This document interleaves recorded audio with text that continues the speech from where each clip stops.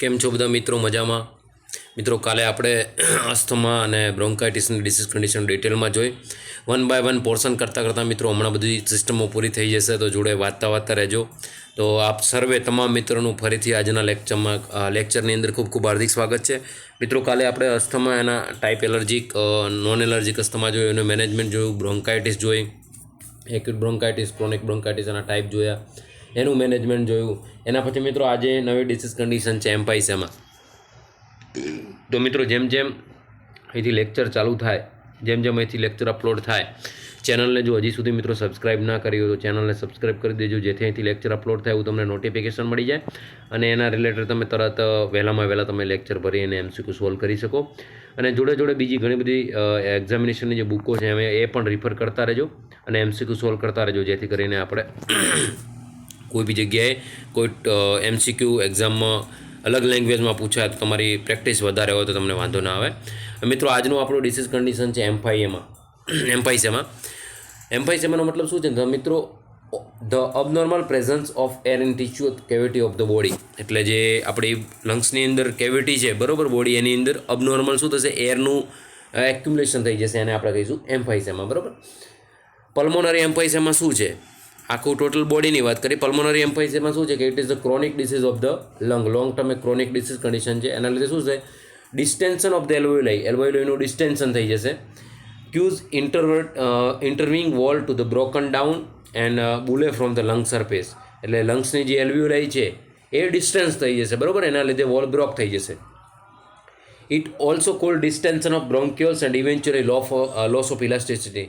મિત્રો, નોર્મલી ફુગ્ગાની કેપેસિટી આટલી છે તમારી ફૂલાવાની, પણ તમે જો એની વધારે પડતો હવા અંદર ભરીને ફૂલાવશો તો શું થશે? ફુગ્ગો ફૂટી જશે. સેમ એમ્પાઇસેમાની અંદર શું થશે? જેટલી લંગ્સની કેપેસિટી છે એના કરતાં એલ્વેયોલાઈ વધારે ડિસ્ટેન્શન થઈ જશે, અને ડિસ્ટેન્શન થઈ જશે એટલે બ્રોન્ક્યુઅલ, ટર્મિનલ બ્રોન્ક્યુઅલ જે છે આપણી પ્રાઇમરી, સેકન્ડરી, ટર્સરની લાસ્ટમાં એલ્વેયોલાઈ, એનું શું છે? ઇલાસ્ટિસિટી લોસ થઈ જશે. એટલે કોન્ટ્રાક્શન, રિલેક્સેશન થઈને જે નોર્મલ એની ઇલાસ્ટિસિટી છે એ લોસ થઈ જશે. એના લીધે શું થશે? પેશન્ટને બ્રીથિંગમાં ડિફિકલ્ટી થશે, બરાબર. It is also cause the distension of the bronchioles and eventually loss of elasticity, though that inspired air cannot expire. એટલે શ્વાસ લીધેલી છે જે તમે ઇન્સ્પાયર્ડ એર લંગ્સની અંદર છે એ એક્સપાયર થશે નહીં, બરાબર. એના લીધે શું થશે? પેશન્ટને બ્રીથિંગ ડિફિકલ્ટી થશે. તો આ ધ્યાન રાખજો. અહીંયા જોઈએ મિત્રો, નોર્મલ લંગ્સ જે આપણું નોર્મલ એલ્વેયોલાઈ છે, અને આ જે તમને બ્લેક કલરની દેખો છો એક સ્કાર ફોર્મેટ, એ એલ્વેયોલાઈ વિથ એમ્પાઇસેમા છે કે જેની ઇલાસ્ટિસિટી લોસ થઈ ગઈ છે, જેના લીધે લંગ્સની અંદર પેશન્ટને બ્રીથિંગ ડિફિકલ્ટી થશે, બરાબર. સર્જિકલ એમ્પાઇસેમા શું છે મિત્રો?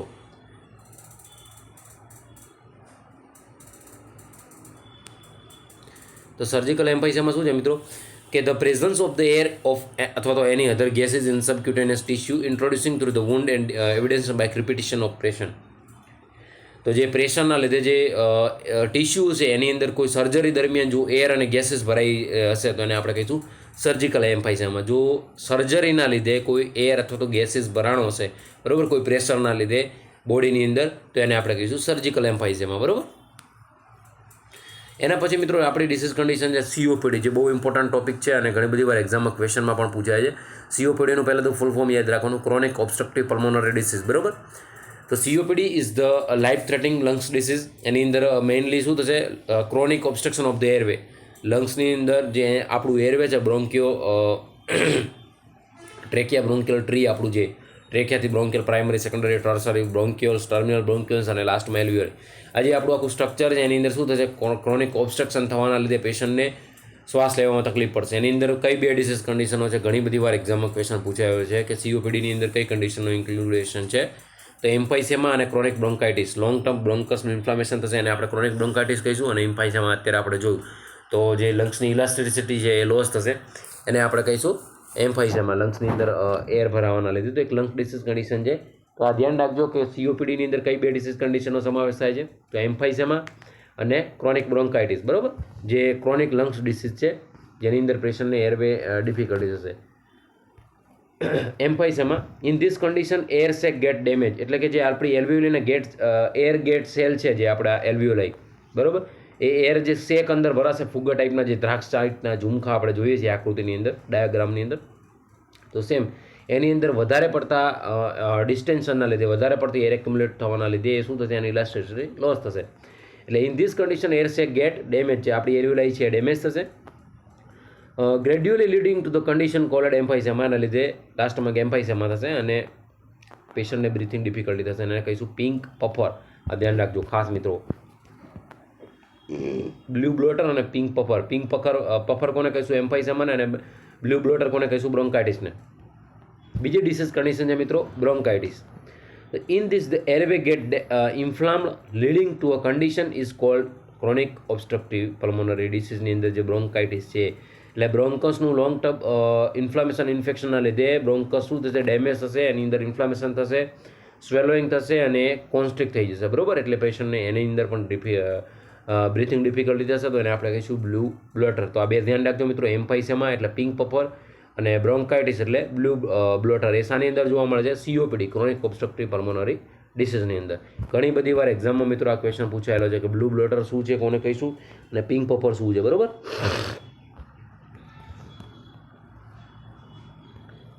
વોટ ઇઝ ધ પિંક પફર મિત્રો? પિંક પફર મતલબ પુફિંગ ટુ ધ બ્રેથ હાઇપર વેન્ટિલેશનના લીધે એમાં આપણે વધારે પેશન્ટને તકલીફ પડશે ને શ્વાસ લેવામાં, એટલે કરશે બરાબર. And pink complexion maintain oxygen level with rapid breathing. તમને કીધું એ પ્રમાણે ઓક્સિજનનું લેવલ મેન્ટેન કરવા માટે રેપિડ બ્રેથિંગ પેશન્ટ કરશે. ઓક્સિજન લેવલ મેન્ટેન રહે, બરાબર. એના લીધે પેશન્ટ શું થશે, વારંવાર હાઇપર વેન્ટિલેટ થશે, એટલે એને આપણે કહીશું એમ્ફાઇસેમા, પિંક પફર, બરાબર. બ્લુ બ્લોટર, બ્લુ ઉપરથી જ ખબર પડી જાય કે મિત્રો પ્રોપર બ્લડ એક્સચેન્જની અંદર O2 CO2 નથી થતું, એના લીધે પ્રોપર જે ટિશ્યુ સુધી પહોંચવું જોઈએ પહોંચશે નહીં ઓક્સિજન, એના લીધે શું થશે, સાયનોસિસ એટલે બ્લુ, એન્ડ બ્લોટિંગ મતલબ edema due to the chronic bronchitis. ક્રોનિક બ્રોન્કાઇટિસના લીધે આપણી જે એલ્વિયોલાઈ છે, બ્રોન્કસ છે, એની અંદર ઇન્ફેક્શન ઇન્ફ્લામેશનના લીધે પ્રોપર ગેસ એક્સચેન્જ નહીં થાય અને પ્રોપર O2 CO2 એક્સચેન્જ નહીં થાય, તો ઓક્સિજનનું લેવલ બોડીમાં ઘટશે અને ટિશ્યુ સુધી પ્રોપર ઓક્સિજન પહોંચશે નહીં, અને ઓક્સિજન ટિશ્યુ સુધી પહોંચશે નહીં, તો એના લીધે શું થશે મિત્રો, સાયનોસિસ, અને એને આપણે કહીશું બ્લુ બ્લોટિંગ, બરાબર. તો પિંક પફર અને બ્લુ બ્લોટિંગ ધ્યાન રાખજો કે રેપિડ બ્રેથિંગના લીધે પેશન્ટને પફિંગ ટુ બ્રેથ થશે, હાઇપર વેન્ટિલેટ થશે, એને કહીશું પિંક પફર. એમ્ફાઇસેમાની અંદર જોવા મળશે. અને બ્લુ બ્લોટર એ ક્રોનિક બ્રોન્કાઇટિસની અંદર જોવા મળશે કે O2 CO2 પ્રોપર એક્સચેન્જ નહીં થાય, તો પ્રોપર ઓક્સિજન ટિશ્યુ સુધી પહોંચશે નહીં, પ્રોપર ઓક્સિજન ટિશ્યુ સુધી પહોંચશે નહીં, તો અહીંયા સાયનોસિસ થશે અને એને આપણે કહીશું બ્લુ બ્લોટર, બરાબર. હવે એના રિસ્ક ફેક્ટર કયા છે મિત્રો? રેસ્પિરેટરી ડિસીઝ કન્ડિશન થવાના મોસ્ટલી રિસ્ક ફેક્ટરની અંદર ટોબેકો અને સ્મોકિંગ, આલ્કોહોલ ફર્સ્ટ હશે, બરાબર. એમાં રેસ્પિરેટરી સિસ્ટમ છે એટલે ખાસ ટોબેકો અને સ્મોકિંગ, બરાબર. તો આ ધ્યાન રાખજો. બીજું છે અસ્થમા. અસ્થમાવાળું ડિસીઝ કન્ડિશનવાળું પેશન્ટ છે કે જેને કોઈ ઇરિટન્ટ છે, એલર્જીક છે, તો એની અંદર પણ આ વધારે સાઇન સિમ્ટમ જોવા મળશે. આઉટડોર એર પોલ્યુશન, બહાર આપણે ફોર એક્ઝામ્પલ કોઈ તમારું જોબ વર્કિંગ પ્લેસ હશે, ત્યાં કોઈ ગેસીસ હશે, ફેક્ટરીની અંદર કામ કરતા હોય કે શ્વાસોશ્વાસમાં આવશે અને એની એલર્જીના લીધે, એર પોલ્યુન્ટના લીધે પણ તમારી બ્રોન્કાઈ અને એલ્વિયોલાઈ ડેમેજ થઈ શકે છે. ઇન્ડોર એર પોલ્યુશન, તમારા ઘરની અંદરની કોઈ ડસ્ટ હોય, બીજું કોઈ સ્મોકનો ધુમાડો હોય, ફેમિલી હિસ્ટ્રી, જીનેટિકલી આપણે કાલે અસ્થમાની અંદર જોયું હતું. ઓક્યુપેશનલ ડસ્ટ એન્ડ કેમિકલ, તમારા જે ઓક્યુપેશન છે, તમારો જે તમે કોઈ કામ ધંધો કરો છો, તો એની અંદર તમને કોઈ તકલીફના લીધે થઈ શકે છે, બરાબર. તો આ ઓક્યુપેશનલ ડસ્ટ અને કેમિકલના લીધે આપણે ઘણા બધા એસ્બેસ્ટોસિસ ને કોટન ડસ્ટ જે આપણે અંદર કરીએ છીએ, એ બધા તમે ડિસીઝ કન્ડિશન જોઈ જશે. તો એ એક્ઝામમાં ઘણી બધી વાર પૂછાય છે, તો ધ્યાન રાખજો મિત્રો.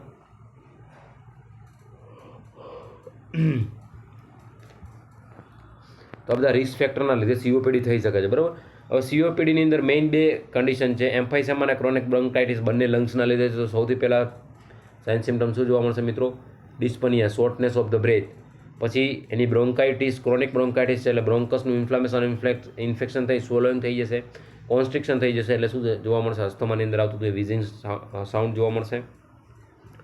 ચેસ્ટ ટાઇટનેસ મિત્રો જોવા મળશે, એના લીધે વધારે પેશન્ટ ઇન્સ્પાયરેશન એક્સપાયરેશન કરશે એટલે અસ્થમા જેવું થશે. કફ વિથ મ્યુકસ, આપણે પેશન્ટની અંદર કફ જોવા મળશે મ્યુકસ સાથેનો. Unintended weight loss at later stage, જો વધારે પેશન્ટની અંદર જે લંગ્સ ડેમેજ થશે તો શું થશે? પેશન્ટનું વેઇટ લોસ પણ થશે. બેરેલ ચેસ્ટ ટુ ધ એમ્ફાઇસેમા, તો આ ધ્યાન રાખજો મિત્રો, COPDની અંદર કઈ કન્ડિશન જોવા મળે છે? તો બેરેલ ચેસ્ટ. શાના લીધે? એમ્ફાઇસેમાના લીધે પેશન્ટ વારંવાર પર સ્લીપ બ્રીથિંગ કરશે અને એના લીધે શું થશે? ચેસ્ટ જે વધારે પડતી ટાઇટનેસ થશે, એને આપણે કહીશું બેરેલ ચેસ્ટ, જે આપણે ડિટેલમાં જોયું હતું. ઓર્થોપનિયા, વેન અપરાઇટ પોઝિશનની અંદર હશે તો પેશન્ટને બ્રીથિંગ ડિફિકલ્ટી કરશે. લેબરેટ બ્રીથિંગ ધ ટક્કર વેન ધ લાઇંગ ફ્લેટ અથવા તો ઇમ્પ્રુવ વેન ધ સ્ટેન્ડિંગ અથવા તો સિટિંગ અપ. ક્રેકલ સાઉન્ડ જોવા મળશે મિત્રો અંદરથી એમ, બરાબર. અબનોર્મલ લંગ સાઉન્ડ પ્રોડ્યુસ વેર એર પાસ રિટેન એરવે સિક્રેશન. એરવેની અંદર જે મ્યુકસ એ એક્યુમ્યુલેટ થઈ ગયું છે, બરાબર, અને એરવે કોન્સ્ટ્રિક્ટ થઈ ગયું છે, એના લીધે ક્રેકલ સાઉન્ડ જોવા મળશે. તો આ બધા સાઉન્ડ પણ જોવા મળશે, ધ્યાન રાખજો. એક્ઝામમાં ઘણી બધી વાર આ સાઉન્ડમાંથી ક્વેશ્ચન ક્યાંક ને ક્યાંક હોય તો સીઓપીડીની અંદર મેઇન બે કન્ડિશન છે, ઇમ્ફાઇસેમા અને ક્રોનિક બ્રોન્કાઇટિસ. ઇમ્ફાઇસેમાને આપણે કહીશું પિંક પપ્પર અને આપણી ક્રોનિક બ્રોન્કાઇટિસને કહીશું બ્લુ બ્લોટર. એ શાના લીધે થાય એ આપણે જોઈ લીધું. એના રિસ્ક ફેક્ટર કયા છે, સાઇન સિમ્ટમ કયા છે એ પણ આપણે જોઈ લીધું. તો આ ધ્યાન રાખજો, એક્ઝામમાં પૂછાય એવા ક્વેશ્ચન છે. હવે આ તમારા માટે એક ઘરે સર્ચ મારીને તમારી નોટ બનાવવાની છે આના રિલેટેડ, ને એક્ઝામમાં આમાંથી ક્યાંક ને ક્યાંક એમસીક્યુ પૂછાય છે. આના ઉપર હું 5 સ્ટાર કરું છું મિત્રો. ક્યાંક ને ક્યાંક આમાંથી 10 સ્ટાર કહો તો આમાંથી ક્યાંક ને ક્યાંક ક્વેશ્ચન પૂછે છે. આ તમારું હોમવર્ક છે. એ ક્રેકલ સાઉન્ડ કોને કહેવાય, કઈ કન્ડિશનની અંદર જોવા મળશે. વિઝિંગ સાઉન્ડ કોને કહેવાય, કઈ કન્ડિશનની અંદર જોવા મળશે. રોંકાઈ સાઉન્ડ કોને કહેવાય, કઈ કન્ડિશનમાં જોવા મળશે. સ્ટ્રેડોર સાઉન્ડ કોને કહેવાય, એ કઈ કન્ડિશનમાં જોવા મળશે. અને પ્લુરલ રબ કોને કહેવાય. ક્યાંક ને ક્યાંક મિત્રો આમાંથી એક્ઝામમાં ક્વેશ્ચન હશે ને હશે 101%. તો આ ધ્યાન રાખજો. અહીંયા 10 સ્ટાર કહો તો 10 સ્ટાર કરું છું, બરાબર. એક્ઝામમાં ક્યાંક ને ક્યાંક આમાંથી ક્વેશ્ચન હશે તો દરેકનો મિનિંગ ડેફિનેશન લખી, ડિસીઝ કઈ કન્ડિશન એક્ઝામ્પલ સાથે લખજો. અને એને તમારી જે સૌથી વધારે તમે જે દિવસ પસાર કરતા હો, હું તમને હંમેશા કહું છું કે વન લાઇનર જે ક્વેશ્ચન હોય કે જે એક્ઝામમાં ઘણી બધી જગ્યાએ પૂછાય એવા ક્વેશ્ચન છે, તો એ વન લાઇનર ક્વેશ્ચનને આપણે સૌથી વધારે જે જગ્યાએ દિવસની અંદર ટાઈમ એક્સપેન્ડ કરતા હોઈએ, બરાબર. ઘરની અંદર ફોર એક્ઝામ્પલ બેડરૂમ છે, ત્યાં આપણે રીડિંગનું આપણું ત્યાં હોય, ખાવા પીવાનું આપણું ત્યાં હોય, સૌથી વધારે ટાઈમ આપણો ત્યાં હોય, તો શું કરવાનું, બેડરૂમની દિવાલ હોય ત્યાં ઉપર આવા નાના નાના તમારા જે બ્લેન્ક પેજ આવે એની અંદર આ વન લાઇનર ક્વેશ્ચન છે અને જે નોર્મલ વેલ્યુઝ છે બધી ત્યાં ચીપકાઈ દેવાની. અને રૂટીનલી રોજ એક વખત રિવાઇઝ કરવાની. રોજ એક વખત તમે 70, 80, 90 દિવસ રિવાઇઝ કરશો એટલે 101% લોંગ ટર્મ મેમરીમાં તમને સરસ રીતે જશે. અને એના લીધે તમારા 15 થી 20 માર્ક મિત્રો રોકડિયા આવી જશે. અને એ તમારા એક્ઝામમાં સિલેક્શન માટેનો બેસ્ટ ઉપાય છે. આનું ધ્યાન રાખજો. ઘણા બધા મિત્રોનો મને મેસેજ બી આવ્યો અને કોલ બી આવેલો છે. અને ઘણા બધા મિત્રોએ કીધું કે તમે સાહેબ એક લાઈવ કરો અને એની અંદર તમે સમજાવો કે અમારે તૈયારી કઈ રીતે કરવી અને ક્યાંથી સ્ટાર્ટ કરવી. હજી સુધી મિત્રો આટલા ટાઈમ થઈ ગયો, લોકો હજી કન્ફ્યુઝનમાં છે તૈયારી ક્યાંથી સ્ટાર્ટ કરવી. તો એના માટે સ્વાભાવિક વસ્તુ છે કે ઘણું બધું આટલો સિલેબસ ભેગો થતો હોય તો થોડું સ્ટ્રેસ આવતું હોય. તો એના માટે આપણે જોઈએ છીએ લાઈવ કરીશું બને એટલું જલ્દી. અને એના માટે આપણે ઉપાય પણ તમારો એ પણ પ્રોબ્લેમનું સોલ્યુશન લાવીશું. અને એના બધા સોલ્યુશનની સાથે અબકી બાર 1903 પારની અંદર હાર્ડવર્ક સાથે આપણે આપણી એક સીટ 100% બુક કરીશું મિત્રો. તો આ તમારું આ હોમવર્ક છે અને 100% આમાંથી ક્યાંક તમને એક્ઝામમાં ક્વેશ્ચન જોવા મળશે. એના પછી મિત્રો ડિસીઝ કન્ડિશન છે, મતલબ કે એના સીઓપીડીના સાઇન સિમ્ટમની અંદર છે cyanosis and clubbing of the finger, proliferation of soft tissue and of finger.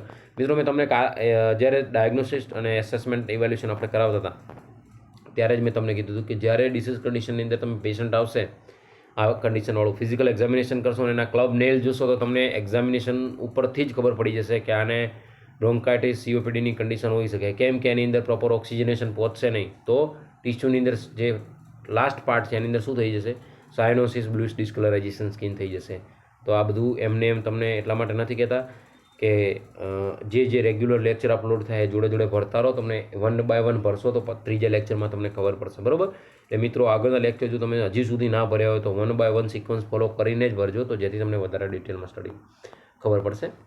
એના પછી મિત્રો પલ્મોનરી ફંક્શન ટેસ્ટની અંદર શું છે, ડિક્રીઝ વાઇટલ કેપેસિટી, જે આપણી વાઇટલ કેપેસિટી છે બરાબર એની ડિક્રીઝ જોવા મળશે. અને પ્રોલોંગ એક્સપાયરેશન પેશન્ટની અંદર વધારે લાંબુ ચાલશે. ઇન્સ્પાયરેશનની સાપેક્ષમાં એક્સપાયરેશન છે થોડું વધી જશે, બરાબર.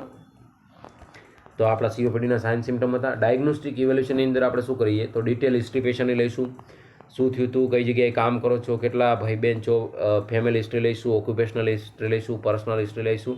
અને એના ઉપરથી આપણે જો કોઈ ફેક્ટરીની અંદર કામ કરતા હોય અને ડસ્ટ પેશન્ટને વારંવાર કોન્ટેક્ટમાં જશે તો એના લીધે પણ પેશન્ટને આ રેસ્પિરેટરી ડિસીઝ થવાની શક્યતા છે, બરાબર. પછી આપણે ચેસ્ટ એક્સરે લઈશું, એના ઉપરથી એક્ઝેક્ટ ખબર પડી જશે કે પેશન્ટની એલ્વિયોલાઈ છે એની અંદર કંઈ પ્રોબ્લેમ છે. પલ્મોનરી ફંક્શન ટેસ્ટની અંદર વાઇટલ કેપેસિટીથી માંડી નોર્મલ બધી વેલ્યુ આવી જશે, ઇન્સ્પાયરેશન એક્સપાયરેશન બધી. બ્રોન્કોસ્કોપી મિત્રો કન્ફર્મેટિવ ડાયગ્નોસિસ ટેસ્ટ છે કે બ્રોન્કોસ્કોપીથી માંડી આપણે વિઝ્યુલાઇઝ કેમેરો મૂકીને અંદર બ્રોન્કોસ્કોપ મૂકીને આપણે અંદરની જે રેસ્પિરેટરી ટ્રેક છે એને વિઝ્યુલાઇઝ કરશું કે કઈ જગ્યાએ એને ઇન્ફેક્શન છે, કઈ જગ્યાએ રેડનેસ સ્વેલોઈંગ છે, કઈ જગ્યાએ મ્યુકસ એક્યુમ્યુલેટ છે, બધું આપણે ડિટેલમાં વિડીયોગ્રાફી બ્રોન્કોસ્કોપના માધ્યમથી જોઈશું. કેપનોગ્રાફી મિત્રો, continuous recording of the concentration of carbon dioxide. ધ્યાન રાખજો, એક્ઝામમાં ક્વેશ્ચન પૂછાયેલો છે 2 વાર. What is capnography? તો કાર્બન ડાયોક્સાઇડનું જે કોન્સન્ટ્રેશન છે એને મોનિટરિંગ કરવું એને કહીશું આપણે કેપનોગ્રાફી. ઇન્હાલેડ એન્ડ એક્સાલેડ એરની અંદર શ્વાસ લેવાના દરમિયાન ઉચ્છ્વાસ અને શ્વાસોશ્વાસ દરમિયાન મતલબ ઇન્સ્પિરેશન અને એક્સપિરેશન દરમિયાન જે કાર્બન ડાયોક્સાઇડની કોન્સન્ટ્રેશન છે એનું મોનિટરિંગ કરવું એને આપણે કહીશું કેપનોગ્રાફી. બરાબર. તો ફિઝિકલ એક્ઝામિનેશન કરશું ફર્સ્ટ ડિટેલની અંદર. ચેસ્ટ એક્સરે છે, પલ્મોનરી ફંક્શન ટેસ્ટ છે, બ્રોન્કોસ્કોપી છે અને કેપનોગ્રાફી છે મિત્રો, કે જેના ઉપરથી આપણને આઈડિયા આવી જશે કે પેશન્ટને એકચ્યુઅલમાં પ્રોબ્લેમ શું છે. અને બીજું મિત્રો છે ખાસ રેસ્પિરેટરી ડિસીઝ કન્ડિશન આવશે, એમાં એબીજી તો હશે, arterial blood gas analysis, indicate respiratory acidosis.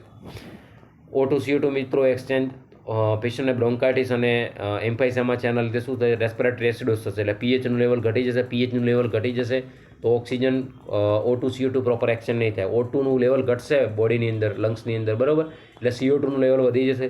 તો CO2નું લેવલ વધી જશે એને આપણે કહીશું એસિડોસિસ. CO2નું લેવલ વધશે એટલે પીએચ ડિક્રીઝ થશે. પીએચ ઇન્ટુ 1/CO2 એટલું યાદ રાખવાનું. એટલે પીએચ ઘટશે ત્યારે CO2નું લેવલ વધી જશે અને આની અંદર શું થશે? COPDમાં લંગ્સ ડેમેજ છે, પ્રોપર ઓક્સિજન CO2 એક્શન નથી થતું, ઓક્સિજન પહોંચતો નથી, CO2નું લેવલ વધી જશે એટલે પીએચ ડિક્રીઝ થઈ જશે, એને કહીશું acidosis. ABCs determine level of the pH, oxygen, carbon dioxide, bicarbonate, sodium, potassium chloride in blood.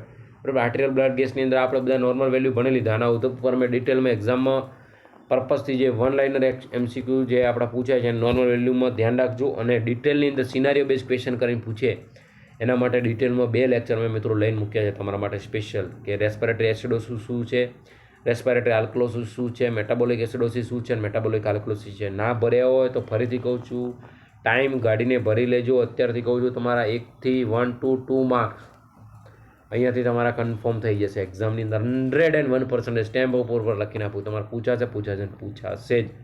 એવી કોઈ એક્ઝામ નહીં હોય કે એની અંદરથી આ ક્વેશ્ચન ના આવે. અને આમાં જ એક્ઝામમાં આવા MCQની અંદર સ્ટુડન્ટ લોચા મારશે. બરાબર. તો ફરીથી આપણે જોઈ લઈએ આ બધું ડિટેલમાં આપણે ભણ્યા છતાંય કે એબીજીની જે નોર્મલ વેલ્યુ છે, પીએચનું નોર્મલ વેલ્યુ મિત્રો કેટલું છે? 7.35 થી 7.45. પીએચ જોઈ લીધી. HCO3 22 થી 27, ઘણી બધી બુકોમાં 22 થી 26 પણ હશે. PO2 80 to 100 mmOPG, PaCO2 35 થી 45, SpO2 96 થી 100. તો PaCO2 અને બાયકાર્બોનેટનું નોર્મલ લેવલ ધ્યાન રાખજો. આના ઉપરથી જ રેસ્પિરેટરી એસિડોસિસ છે કે આલ્કલોસિસ છે આપણે ફાઇન્ડ આઉટ કરી શકશું. બરાબર.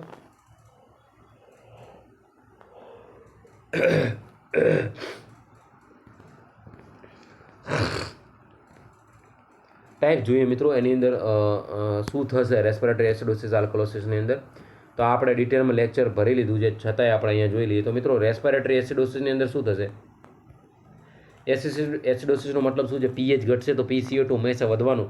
તો રેસ્પિરેટરી એસિડોસિસની અંદર ડિક્રીઝ પીએચ, ઇન્ક્રીઝ PaCO2. બરાબર. એના લીધે શું થશે? હાઇપોવેન્ટિલેશન. પ્રોપર વેન્ટિલેશન નહીં થાય એટલે એને કહીશું હાઇપોવેન્ટિલેશન. અને CO2 રિટેન્શન ક્યાં થશે? બ્લડની અંદર અને ટિશ્યુની અંદર, એટલે સાયનોસિસ જોવા મળશે, બ્લુઇશ ડિસ્કલરાઇઝેશન સ્કિન જોવા મળશે. બરાબર. એની સામે રેસ્પિરેટરી આલ્કલોસિસની અંદર પીએચ ઇન્ક્રીઝ થશે મિત્રો. ઇન્ક્રીઝ પીએચ થશે તો શું થશે? Decrease PCO2. PaCO2 ઘટી જશે એટલે હાઇપરવેન્ટિલેશન જોવા મળશે આ પેશન્ટની અંદર. જે પેશન્ટની અંદર રેસ્પિરેટરી આલ્કલોસિસ થશે એ પેશન્ટ હાઇપરવેન્ટિલેટેડ હશે, પીએચ એની વધી ગયેલી હશે અને PaCO2નું લેવલ ઘટી ગયું હશે, O2 વધી ગયો હશે અંદર. બરાબર. એના લીધે શું થશે? પેશન્ટ હાઇપરવેન્ટિલેટેડ. તો આ બધી વસ્તુ તમને ડિટેલમાં મેં સમજાવી જ છે, તમને ધ્યાન હોવી જોઈએ ને. આમાંથી એક્ઝામમાં 101% ક્વેશ્ચન પૂછાશે. 50 સ્ટાર કરવા તો કરી લો મિત્રો આના ઉપર. હંમેશા કહું છું, ક્યાંક ને ક્યાંક એક્ઝામમાં ક્વેશ્ચન હશે જ. મેટાબોલિક એસિડોસિસ શું મિત્રો? તો પીએચ લેવલ ઘટી ગયું હશે, HCO3 ઘટી ગયું હશે. બરાબર. હંમેશા એક સેન્ટેન્સ યાદ રાખજો મિત્રો, આ વર્ડ એક્ઝામની અંદર ગમે તે, પીએચ ઇન્ટુ 1/CO2 અને પીએચ ઇન્ટુ HCO3. એટલે આનો મતલબ શું થયો? પીએચ ઘટે છે તો HCO3 ઘટે છે, પીએચ વધે છે તો HCO3 વધે છે, પીએચ વધે છે તો બાયકાર્બોનેટ ઘટે છે, પીએચ ઘટે છે તો બાયકાર્બોનેટ વધે છે. એટલે પીએચ અને બાયકાર્બોનેટ HCO3નું હંમેશા ઉલટું હશે અને પીએચ અને PaCO2નું ઉલટું હશે. પીએચ અને HCO3નું હંમેશા સેમ હશે. પીએચ ઘટે છે તો HCO3 ઘટશે, પીએચ વધે છે તો બાયકાર્બોનેટ વધશે. પીએચ ઘટે છે તો PaCO2 વધશે, પીએચ વધે છે તો PaCO2 ઘટશે, ઉલટું છે, બરાબર. મેટાબોલિક એસિડોસિસની અંદર શું હશે? એસિડોસિસ એટલે પીએચ ઘટશે તો બાયકાર્બોનેટ ઘટશે, decrease pH decrease CO3 concentration, અને એના લીધે શું થશે? સિવિયર ડાયરિયા કોની અંદર જોવા મળશે? Diabetes, ketoacidosis, excessive use of aspirin, એની અંદર મેટાબોલિક એસિડોસિસ થશે. મેટાબોલિક આલ્કલોસિસની અંદર શું થશે મિત્રો? પીએચ વધશે, બાયકાર્બોનેટ વધશે. સિમ્પલ છે, જાણે આ ડિટેલમાં લેક્ચર ભર્યા હશે અને આમાં કંઈ કન્ફ્યુઝન થવાની જરૂર જ નથી. એક્સેસિવ વોમિટિંગ જે પેશન્ટની અંદર છે, excessive use of diuretic and gastric aspiration, બરાબર, એના લીધે શું થશે? મેટાબોલિક આલ્કલોસિસ થવાની શક્યતા છે. તો આ વસ્તુ ધ્યાન રાખજો.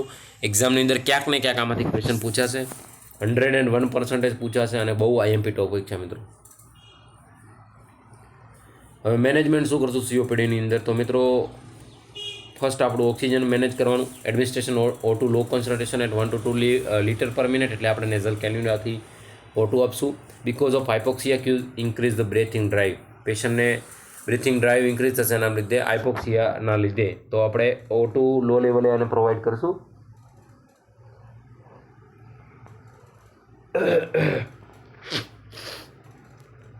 બીજું મિત્રો છે મેન્ટેન ઓક્સિજન સેચ્યુરેશન, SpO2 જે આપણું 85થી ઉપર તો આપણે એને રાખીશું maximum, because low oxygenation at stimulant in patient with COPD not CO2. COPD વાળા પેશન્ટની અંદર જે એમ્ફાઇસેમા અને બ્રોન્કાઇટિસના લીધે SpO2 ઘટવાની શક્યતા છે, એટલે આપણું SpO2 ઓક્સિજન સેચ્યુરેશન છે હંમેશા 85થી 90 ઉપર રાખીશું, જેથી લીધે પેશન્ટને બ્રીથિંગ ડિફિકલ્ટી ના થાય.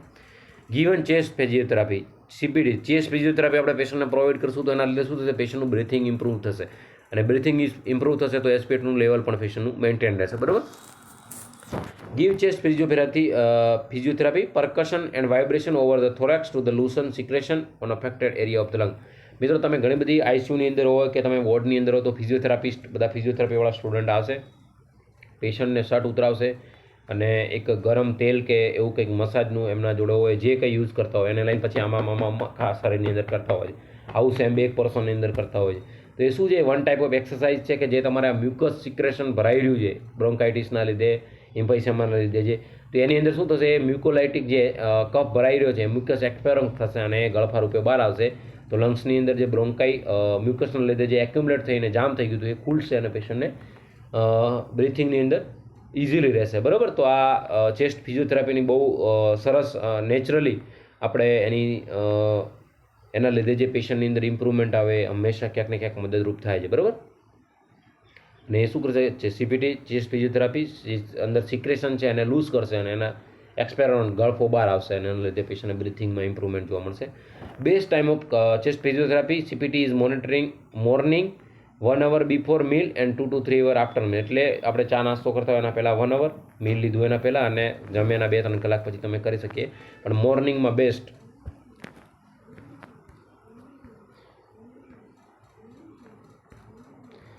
COT combined with postural drainage સાથે પણ તમે આપી શકો છો. એન્કરેજ ધ ક્લાયન્ટ, COT મિત્રો CPT છે કે chest physiotherapy. Encourage the client for the high calorie ડાયટની અંદર મિત્રો કહેવાય છે high calorie, high proteins, small and frequent feeding to prevent dyspnoea. Small અને ફ્રીક્વન્ટ ડાયટ લેવાનું પેશન્ટને કહીશું, અને હાઈ પ્રોટીન અને high calorie diet. Increase fluid intake up to 3 litre per day, keep secretion thin. પેશન્ટનું જે સિક્રેશન છે cup એ બહાર આવે અને સિક્રેશન થીન થાય એના માટે પેશન્ટને આપણે વારંવાર ફ્લુઇડ ઇન્ટેક માટે more than 3 litre per day. Advise patient to diaphragmatic and pursed lip breathing, પેશન્ટને આપણે ડીપ બ્રીથિંગની એક્સરસાઇઝ માટે પર્સ બ્રીથિંગ એટલે આપણે નાકથી લઈને મોઢાથી આપણે પેશન્ટને શ્વાસ છોડવાનું કહીશું. Diaphragmatic respiration mean the respiration in which the mainly diaphragm is exert itself while the chest wall muscles are nearly at the rest, એટલે ડાયાફ્રેગમેટિક રેસ્પિરેશન મતલબ ડાયાફ્રામની જે કોન્ટ્રાક્શન રિલેક્સેશન થાય અને એમાં મેક્સિમમ ચેસ્ટની અંદર ઇન્સ્પાયરેશન એક્સપાયરેશન થાય એ રીતની આપણે એક્સરસાઇઝ કરાવીશું. User to normal quiet breathing, શાંતિથી એકદમ રિલેક્સ બ્રીથિંગ કરાવીશું, બરાબર. Give high Fowler position 60 degree અથવા તો બહુ હાઈ ફાઇવલર પોઝિશન પેશન્ટને પ્રોવાઈડ કરશું જેથી પેશન્ટને બ્રીથિંગ ડિફિકલ્ટી ના થાય, બરાબર. તો આપણા મેનેજમેન્ટની અંદર મોસ્ટલી છે જે આપણે વિધાઉટ મેડિકેશન કરી શકીએ છીએ. હવે આપણે એડમિનિસ્ટ્રેશન ઓફ મેડિસિન ઉપર જઈએ તો કોર્ટિકોસ્ટેરોઇડ તો હશે જ ઇન્ફેક્શન ઇન્ફ્લામેશનને ટ્રીટ કરવા માટે, ડિક્રીઝ ઇન્ફેક્શન એન્ડ ઇન્ફ્લામેશન. એની અંદર બેક્લોમિથાઝોન છે, બુડે સોનાઇડ છે, મ્યુકોલાઇટિક જે કફને બહાર નીકળવા માટે છે, બ્રોન્કોડાયલેટર તો ડાયલેટ બ્રોન્કાઈ, એક્ઝામ્પલ એમિનોફાઇલિન, થિયોફાઇલિન, ટર્બુટાલિન, સાલ્બુટામોલ, આપણા બધા બ્રોન્કોડાયલેટર ઇનહેલેશન રૂપે આપતા જોઈએ છીએ.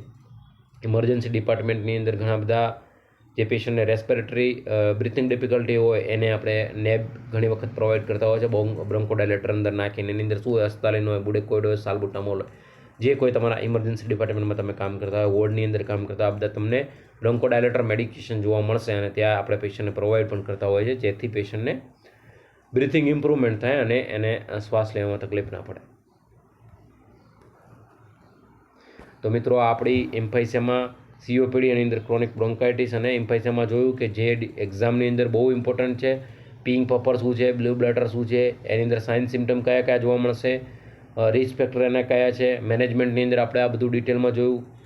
ડ્રગ એની અંદર કઈ આપણે સ્ટીરોઇડથી માંડી મિકોલાઇટ, લાઇટિક, બ્રોન્કોડાયલેટર આપણે એને ઇન્ટ્રોડ્યુસ કરીએ છીએ. અને ખાસ મિત્રો જે તમને મેં સાઉન્ડનું તમને ઘરે તમારું હોમવર્ક આપ્યું છે, બરાબર, કે સ્ટ્રીડોર સાઉન્ડ શું છે, વિઝિંગ સાઉન્ડ શું છે, બરાબર, એ બધા જે નોર્મલી સાઉન્ડની સાપેક્ષમાં અબનોર્મલ જે સાઉન્ડ છે આ બધા એ કઈ ડિસીઝ કન્ડિશનની અંદર જોવા મળશે, તમારું હોમવર્ક છે અને લખીને તમે એ વાંચશો તો તમને લોંગ ટર્મ મેમરીમાં જશે.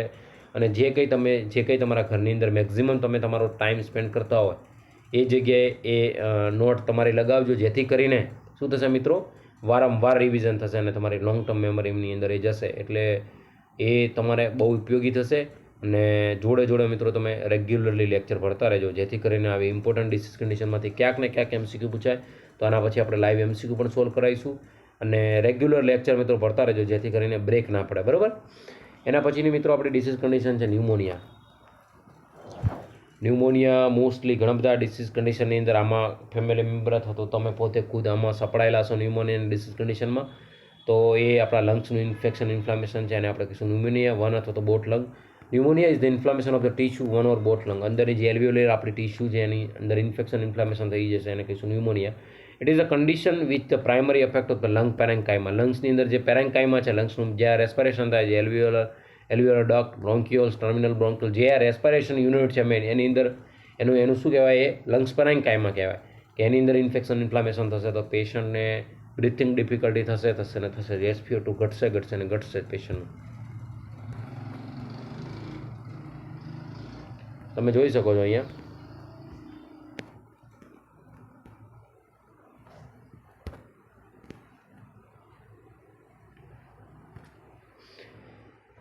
Always within the lung.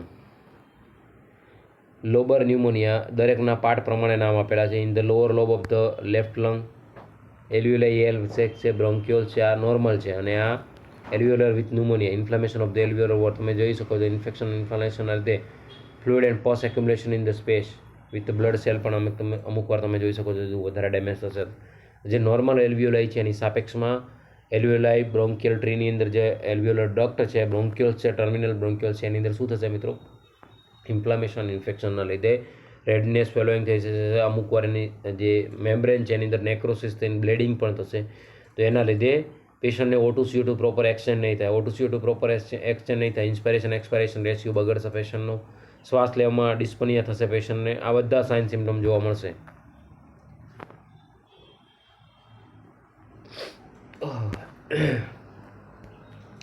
શાના લીધે મિત્રો ન્યુમોનિયા થશે, તો ઇન્ફેક્શન વિથ ધ વાયરસ અથવા bacteria and less common in the organism. બરાબર, સર્ટેન ડ્રગ્સની સાઇડ ઇફેક્ટ્સના લીધે એલ્વ્યુલર ડેમેજ થશે. Most common is streptococcal pneumonia. યાદ રાખજો, 5 સ્ટાર કરું છું. ન્યુમોનિયા થવા માટેનો જે મોસ્ટ પોઝિટિવ ઓર્ગેનિઝમ છે કયો છે, સ્ટેપ્ટોકોકલ ન્યુમોનિયા. તો ઇન્ફેક્શન શાના લીધે, બેક્ટેરિયા અથવા વાયરલ એજન્ટના લીધે મોસ્ટ કોમનલી થશે. અને એસ્પાયરેશનના લીધે પણ એસ્પાયરેશન ન્યુમોનિયા થશે, એ આપણે હમણાં જોઈશું. રિસ્ક ફેક્ટર કયા છે મિત્રો, પ્રીવિયસ ફ્લૂ અથવા તો કોલ્ડ, પ્રીવિયસ કોઈ ફ્લૂ અથવા તો કોલ્ડનું ઇન્ફ્લામેશન ઇન્ફેક્શન હશે, એ લંગ્સની અંદર જઈને એક્યુમ્યુલેટ થઈને લંગ્સની મેમ્બ્રેનને ડેમેજ કરશે. તો એના લીધે પણ આપણે લંગ્સની અંદર શું થશે મિત્રો, ઇન્ફેક્શન ઇન્ફ્લામેશન જોવા મળશે. વીકડ ઇમ્યુનિટી, અલ્ડરની ઇમ્યુનોસપ્રેશન થેરાપી. જે કોઈ પેશન્ટ હશે કે જેને ઓર્ગન ટ્રાન્સપ્લાન્ટેશન કરાયેલું છે અને લોંગ ટર્મ ઇમ્યુનોસપ્રેસિવ થેરાપી ચાલતી હશે, તો એ પેશન્ટની અંદર 100% આ બધા ડિસીઝ કન્ડિશન જોવા મળશે. COPD વાળું પેશન્ટ હોય, ક્રોનિક ઓબ્સ્ટ્રક્ટિવ પલ્મોનરી ડિસીઝ, કે જેની અંદર બે એમ્ફાઇસેમા અને ક્રોનિક બ્રોન્કાઇટિસ તો ઓલરેડી છે જ, કે ધીમે ધીમે જઈ અને લંગ્સની અંદર ઇન્ફેક્શન ઇન્ફ્લામેશન કરશે, અને આપણે કહીશું ન્યુમોનિયા. કફ, ડિપ્રેશન, અને ઇમોબિલિટી, લોંગ ટર્મ પેશન્ટ ઇમોબિલાઇઝ હશે તો એની અંદર પણ ન્યુમોનિયા થવાના ચાન્સીસ રહેશે. કફવાળા પેશન્ટની અંદર વારંવાર કફ એક્યુમ્યુલેટ થઈ, મિકસ એક્યુમ્યુલેટ થઈ અને ત્યાં એલ્વિયોલર ડેમેજ થશે તો એના લીધે પણ થઈ શકે. તો આ રિસ્ક ફેક્ટર છે કે જેના લીધે ન્યુમોનિયા થઈ શકે. ન્યુમોનિયાના ટાઈપ્સ છે, ન્યુમોનિયાનું ક્લાસિફિકેશન છે જોઈએ. સૌથી પહેલાં મિત્રો છે કોમ્યુનિટી એક્વાયર્ડ ન્યુમોનિયા. એની અંદર development in the out patient setting, exclusive wound care and haemodialysis clinic. જે કોમ્યુનિટી એક્વાયર્ડ ન્યુમોનિયા છે એ ક્યાં જોવા મળશે? આઉટ પેશન્ટ સેટિંગની અંદર જોવા મળશે. એના પછી જે મિત્રો એસ્પાયરેશન ન્યુમોનિયા, આઈધર ઓરોફેન્જલ અથવા ગેસ્ટ્રોઇન્ટેસ્ટાઇનલ કન્ટેન્ટ.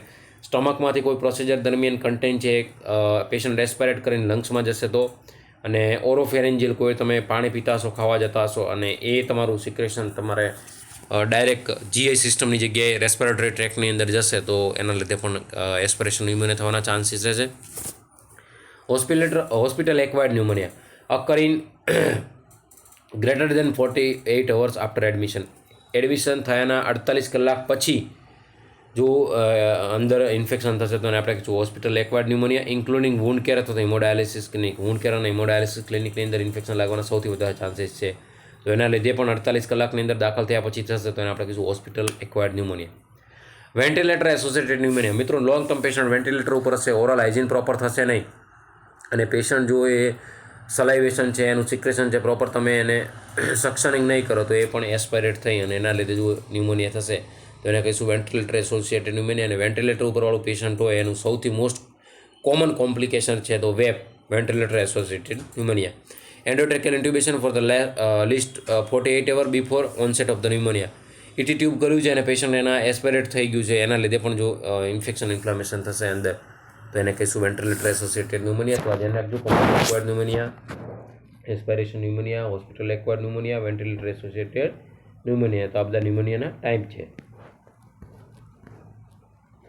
સાઇન એન્ડ સિમ્ટમ મિત્રો શું જોવા મળશે? લંગ્સની અંદર જે મેઇન એની લંગ્સ પેરેન્કાઇમાં જે ડેમેજ થશે કે રેસ્પિરેશન યુનિટ ચાકો તો એની અંદર ડિસ્પનિયા તો 101% જોવા મળશે. ફીવર પેશન્ટને આવશે કારણ કે જો કુઝર્ટિવ ઓર્ગેનિઝમ હશે તો body fight and fight response આપશે તો ફીવર આવશે. સ્વીટિંગ એન્ડ શિવરિંગ, પેશન્ટને ઠંડી અને એના સાથે ધ્રુજારી સાથે તાવ આવશે. લોસ ઓફ એપેટાઇટ, પેશન્ટને ભૂખ નહીં લાગે. ચેસ્ટની અંદર પેઇન થશે, વારંવાર પેશન્ટ બ્રીથિંગ ડિફિકલ્ટી થશે એટલે શ્વાસ લેવામાં જોર કરશે, એના લીધે પેઇન થશે. હિમોપ્ટાઇસિસ, અંદરના પેરેન્કાઇમમાં ડેમેજ છે તો અંદરની મ્યુકોઝલ મેમ્બ્રેન ઇરોઝન થવાના લીધે નેક્રોસિસ થશે તો બ્લડની વેસલ્સ ડેમેજ થશે તો ત્યાં બ્લડ સિક્રેશન આવશે ને એ કફ રૂપે બહાર આવશે ને કહીશું હિમોપ્ટાઇસિસ. હેડેક 100% જોવા મળશે. ફટીક, થાક લાગશે પેશન્ટને, કફ આવશે અને પ્લુરેટિક એટલે લંગ્સની અંદર આ એરિયાની અંદર પણ પેઇન જોવા મળશે. તો આ બધા સાઇન સિમ્ટમ પેશન્ટને 101% જોવા મળશે કારણ કે પેશન્ટની મેઇન લંગ પેરેન્કાઇમાં ડેમેજ છે તો પ્રોપર O2 CO2 એક્સચેન્જ થશે નહીં અને બ્રિથિંગની અંદર ઇન્સ્પિરેશન અને એક્સપાયરેશન બંનેની અંદર પેશન્ટને તકલીફ પડશે. એના પછી મિત્રો એનો ડાયગ્નોસ્ટિક ઇવેલ્યુશન આપણે કઈ રીતે કરશું? તો auscultation may be reveal coarse crackle and rhonchi sound. ન્યુમોનિયાની અંદર કયા સાઉન્ડ જોવા મળતો ધ્યાન રાખજો. ક્રેકેસ અને રોન્કાઈ સાઉન્ડ પેશન્ટની અંદર જોવા મળશે. અસ્કલ્ટેશન કરશે તો ડૉક્ટર ચેસ્ટ એક્સરે થ્રુ આપણે જાણી શકશું લંગ્સ ડેમેજ છે. સ્પુટમ કલ્ચરની અંદર ક્યુઝેટિવ માઇક્રો ઓર્ગેનિઝમ કયો પ્રેઝન્ટ છે એ જોવા મળશે. Physical examination may be reveal low blood pressure and low oxygen concentration. Absolutely physical examination કરશો તો પેશન્ટનું બીપી ઘટશે અને SpO2 ઘટશે પેશન્ટનું કારણ કે O2 CO2 પ્રોપર એક્સચેન્જ થશે નહીં તો CO2નું લેવલ વધી જશે અને O2 ઘટી જશે તો પેશન્ટને શું થશે મિત્રો? હાઇપોવેન્ટિલેશન થશે અને એના લીધે પેશન્ટને સાઇનોસિસ પણ થવાની શક્યતા છે. તો આપણે ફિઝિકલ એક્ઝામિનેશન કરશું એની અંદર ખબર પડી જશે. સ્પુટમ કલર કેવો જોવા મળશે મિત્રો? તો જો ન્યુમોકોકલ એજન્ટ હશે તો રસ્ટી બ્રાઉન કલર જોવા મળશે. ક્લેપ્સેલિયા એજન્ટ હશે તો રેડ કરન્ટ જેલી જોવા મળશે. સ્યુડોમોનાસ હશે તો ગ્રીન કલર જોવા મળશે અને એલર્જીક બ્રોન્કોપલ્મોનરી એસ્પરજીલોસિસ હશે તો એને આપણે બ્લેક કલર જોવા મળશે. અહીંયા 5 સ્ટાર કરું છું. એક્ઝામમાં ક્યાંક ને ક્યાંક ક્વેશ્ચન પૂછાશે કે કયો ક્યુઝેટિવ ઓર્ગેનિઝમ હોય તો એનું સ્પુટમ કેવું હોય. તો જો ન્યુમોકોકલ હોય તો રસ્ટી બ્રાઉન કલરનું સ્પુટમ જોવા મળશે. ક્લેપ્સિલા હોય તો રેડ કરન્ટ જેલી ટાઈપનું એનું સ્પુટમ જોવા મળશે. સ્યુડોમોનાસ હોય તો ગ્રીન કલરનું સ્પુટમ જોવા મળશે અને એલર્જીક બ્રોન્કોપલ્મોનરી એસ્પરજીલોસિસ હોય તો ABPA એની અંદર બ્લેક કલરનું સ્પુટમ જોવા મળે. તો આ ધ્યાન રાખજો.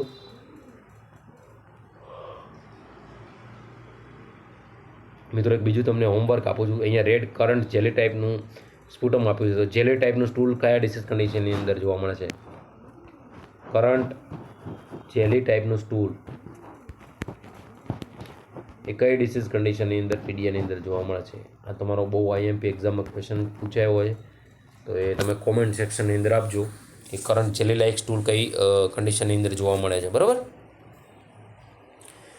મેનેજમેન્ટ મિત્રો શું કરશું, simply pain killer like ibuprofen, પેશન્ટને આઇબોબ્રુફેન આપીશું. એન્ટીબાયોટિકનો તો after culture causative micro organism find out થાય એની અંદર નેરો સ્પેક્ટ્રમ એન્ટીબાયોટિક આપવી કે બ્રોડ સ્પેક્ટ્રમ એ જે પલ્મોનોલોજીસ્ટ છે એ નક્કી કરશે. Encourage incentive spirometry for deep breathing, જે આપણા વોર્ડની અંદર રેસ્પિરેટરી યુનિટમાં પેશન્ટ દાખલ હોય અને બ્રિથિંગ ડિફિકલ્ટી હોય એમને ડૉક્ટર પર્ટિક્યુલરલી ઇન્સ્પાયરેટરી તો મંગાઈ અને ઇન્સેન્ટિવ સ્પાયરોમેટ્રી કરાવતા જ હોય છે. Encourage cupping and deep breathing, cupping અને ડીપ બ્રિથિંગ માટે એક્સરસાઇઝ અને પેશન્ટને શીખવાડવાની, જેના લીધે એસ્પિરેટરનું લેવલ મેન્ટેન રહે, ઇન્સ્પાયરેશન એક્સપાયરેશન પેશન્ટનું વેન્ટિલેશન પરફ્યુઝન બંને સુધરે. 2 to 3 litre of fluid intake, પેશન્ટને ફ્લુઇડ ઇન્ટેક લેવા માટે કહેવાનું. તો આપણા મેનેજમેન્ટની અંદર ખાસ એન્ટીબાયોટિક થરાવતી અને પેઇન કિલર મેડિકેશન, સાથે સાથે બ્રિથિંગ ઇમ્પ્રુવમેન્ટ થાય એના માટે બ્રિથિંગ એક્સરસાઇઝ આપણે કરાવીશું લાઈક સ્પાયરોમેટ્રી. CURB 65 એ શું છે આ ધ્યાન રાખજો, એક્ઝામમાં ક્યાં ક્વેશ્ચન પૂછાય. CURB એ નામ ઉપરથી છે, એના સ્કોર ઉપર. CURB 65 શું છે? 65. CURB 65 is used for predictor of severity of pneumonia. ન્યુમોનિયાની સિવિયરિટી કેટલી છે એના માટે પ્રેડિક્શન માટે જે વપરાય છે એને કહીશું CURB 65. C ઉપરથી C એટલે શું છે? કન્ફ્યુઝન. U એટલે blood urea nitrogen greater than 20 mg/dl. R ઉપરથી રેસ્પિરેટરી રેટ ગ્રેટર દેન 30.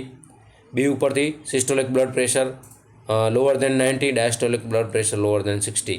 બરાબર. 65 એજ ગ્રેટર દેન 65. આના ઉપરથી તમે ન્યુમોનિયાની સિવિયરિટી નક્કી કરો છો. તો CURB 65 શું છે એમ કરીને પણ ક્વેશ્ચન પૂછાય તો ન્યુમોનિયાનો પ્રેડિક્શન માટે છે કે સિવિયરિટી ઓફ ન્યુમેરિયા કેટલી છે એ પ્રેડિક્શન કરવા માટે.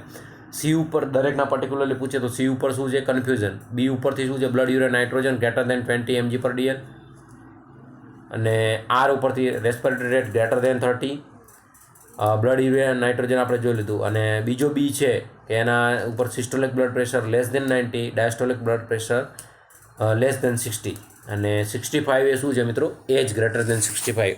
આ CURB શું છે એના જે ન્યુમોનિક છે એના નામનો મતલબ એ આપણે જોઈ લીધું. અને એક્ઝામમાં ક્યાંક ને ક્યાંક ક્વેશ્ચન પૂછાયો છે તો ધ્યાન રાખજો.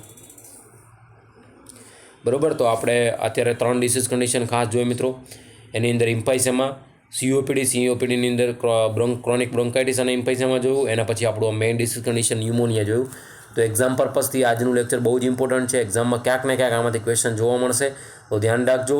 અને મારી સાથે જોડે બધા મિત્રો લેક્ચર ભરતા રહેજો, જેથી કરીને આપણી કન્ટિન્યુટી બ્રેક ના થાય મિત્રો.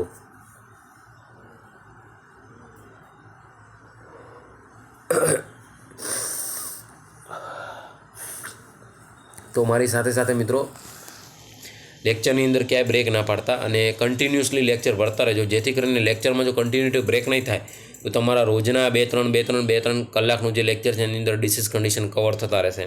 અને ડિસીઝ કન્ડિશન કવર થતા રહેશે તો એના રિલેટેડ MCQ સોલ્વ થતા રહેશે અને એના રિલેટેડ MCQ સોલ્વ થશે. અને બીજા તમે કોમ્પિટેટિવ એક્ઝામની અંદર જે બુકો પ્રિફર કરો છો એની અંદર તમારા MCQ સોલ્વ કરશો તો ક્યાંય પણ તમારા MCQની અંદર કચાશ નહીં રહે, આપણા ટોપિકના કન્ટેનર રિલેટેડ નહીં રહે. અને વારંવાર તમારી પ્રેક્ટિસ થશે મિત્રો તો આપણે 101% તમે અને હું સાથે મળીને અબકી બાર 1903 પારની અંદર 100% આપણે 2025ની દિવાળી દર વખતે કહું છું એમ સાથે મળીને આપણે ઉજવીશું, હર્ષોલ્લાસવાળી દિવાળી ઉજવીશું. તો મિત્રો જોડે વાંચતા રહેજો. જેમ અહીંથી લેક્ચર તમને અપલોડ થાય છે એમ તમે ચેનલને હજી સુધી વારંવાર કહો છો મિત્રો, ચેનલને જો સબસ્ક્રાઈબ ના કરી હોય તો તમને ખબર કઈ રીતે પડશે કે તમને નોટિફિકેશન કઈ રીતે મળશે કે લેક્ચર અપલોડ થઈ ગયું છે. અને રેકોર્ડેડ લેક્ચર પણ તમને જેમ ટાઈમ મળે એમ જોવા માટે તમારા ચેનલને સબસ્ક્રાઈબ કરવી બહુ જરૂરી છે. તો હજી સુધી મિત્રો ચેનલને જો સબસ્ક્રાઈબ ના કરી હોય તો તમારા માટે નિસ્વાર્થ ભાવે આટલી બધી મહેનત કરવાની ઈચ્છા છે કે વારંવાર તમારો પ્રેમ અમને મોટિવેશન મને આપતું રહે છે. તો એના માટે વધે એટલી બધા ફેમિલી ટાઈમ, સોશિયલ ટાઈમ, નોકરીના ટાઈમમાંથી જેટલો ટાઈમ વધે એટલો મેક્ઝિમમ તમારી પાછળ આપણે આપીએ છીએ અને નિસ્વાર્થ ભાવે તમારી મિત્રો સેવા કરીએ છીએ. તો તમે પણ તમારો પણ એક સામે રિસ્પોન્સ આપવો બને છે, તમારું પણ એક ફરજ બને છે કે તમે રેગ્યુલર લેક્ચર ભરતા રહો અને જોડે MCQ સોલ્વ કરતા રહો કે જેથી કરીને આપણી જે કન્ટિન્યુટી છે એમાં બ્રેક ના થાય. આપણું નોલેજ 1 by 1 ધીમે આપણો એક કાકરી કરીને આપણો પુલ ભરાશે. બરાબર. તો જો રૂટીનલી તમે લેક્ચર કન્ટિન્યુઅસ રાખશો, તમારી મહેનત કન્ટિન્યુઅસ રાખો, તો ધીમે ધીમે થઈને તમારો એક દિવસ આખો એક કાંકરી બનીને એક તમારો પર્વત બનશે. અને એ પછી એક્ઝામની અંદર તમારા પર્વતમાંથી પછી ગમે ત્યાંથી એક્ઝામિનર કેમ ના પૂછે, તો એમાં આપણે અબકી બાર 1953માંથી એક્ઝામની અંદર આપી અને આપણા રેન્કની અંદર આવી અને આપણી એક સીટ ચોક્કસ બુક કરીશું.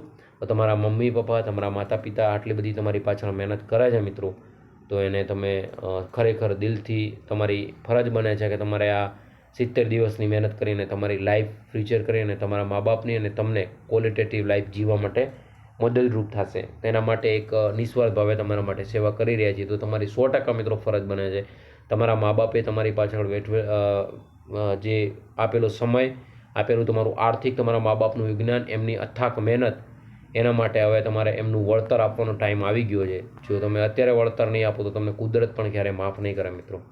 તો હાર્ડવર્ક કરતા રહો, પેશન્સ રાખો મિત્રો, કન્ટિન્યુઅસ મહેનત રાખો.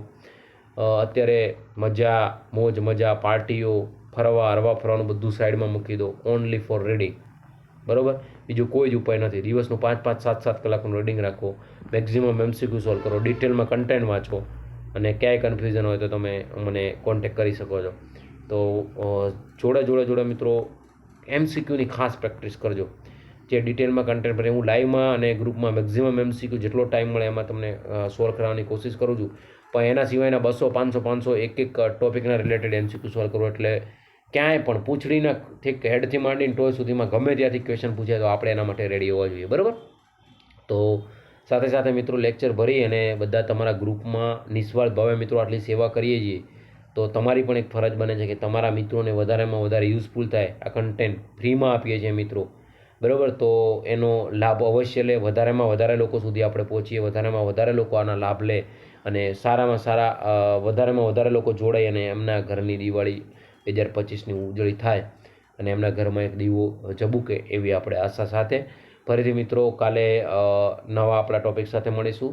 તો આના રિલેટેડ MCQ તમે સોલ્વ કરજો. જે ગ્રુપમાં મુકાય લાઈવની અંદર MCQ સોલ્વ કરાવીએ એની અંદર પાર્ટિસિપન્ટ થજો અને મેક્ઝિમમ MCQ સોલ્વ કરજો, જેથી આપણી ક્યાંય કચાશ ના રહે.